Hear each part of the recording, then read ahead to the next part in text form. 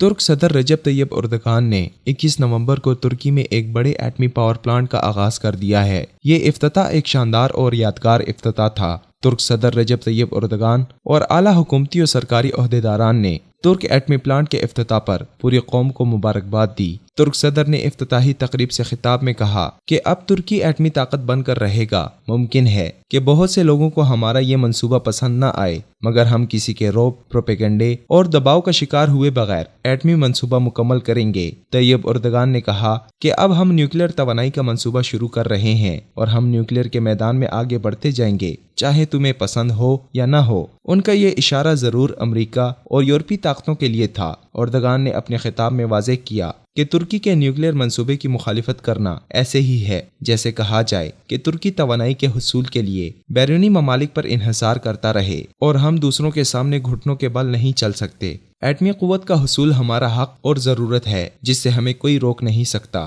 Tayyip Erdogan نے ترکی کے ایٹمی قوت بننے پر اعتراض اٹھانے والوں سے مخاطب ہو کر کہا کہ ترکی کی قومی معدنیات اور توانائی پر پالیسی اس کے مستقبل کے پلان کا حصہ ہے۔ اردگان نے ایٹمی پلانٹ پر کام کرنے کے حوالے سے بتایا کہ ترکی اس وقت نیوکلیر پاور سٹیشن کے 3 منصوبوں پر کام کر رہا ہے، جس میں سے ایک آکیو کا منصوبہ شمالی صوبہ مرسین میں 2018 سے شروع ہو جائے گا اور 2023 تک کام کرنا شروع کر دے گا۔ اس وقت دنیا میں پاکستان واحد اسلامی ایٹمی پاور ہے اور پاکستان کے ایٹم بم کو عالم اسلام ایٹمی بم کی بجائے اسلامی بم کہتا ہے۔ اس وقت پورے عالم اسلام کی نظریں پاکستان، ترکی اور سعودی عرب پر ہیں۔ پاکستان نے جن حالات سے گزر کر جس ہوشیاری اور قربانی سے انتہائی قلیل وقت میں ایٹمی قوت حاصل کی، اس کی نظیر نہیں ملتی۔ پاکستان چونکہ ایک اسلامی نظریاتی ریاست ہے، اس لیے دنیا بھر کے مسلمان اور مسلمان ممالک پاکستان کو اسلامی دنیا کا قلعہ سمجھتے ہیں۔ یہ الگ بات ہے کہ کچھ عرصے سے ہماری کمزور پالیسیوں نے عالم اسلام کو مایوس ضرور کیا ہے۔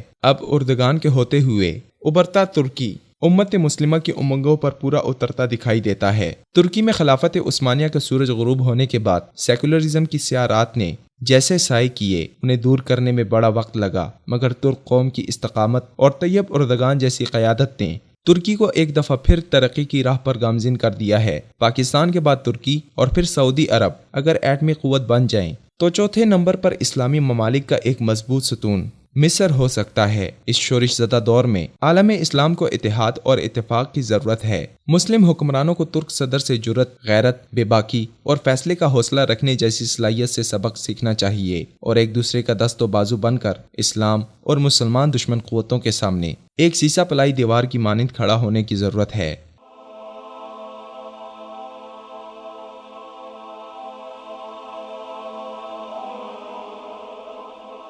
ایمان کی کرن، ہدایت کی شمع، وصال اردو۔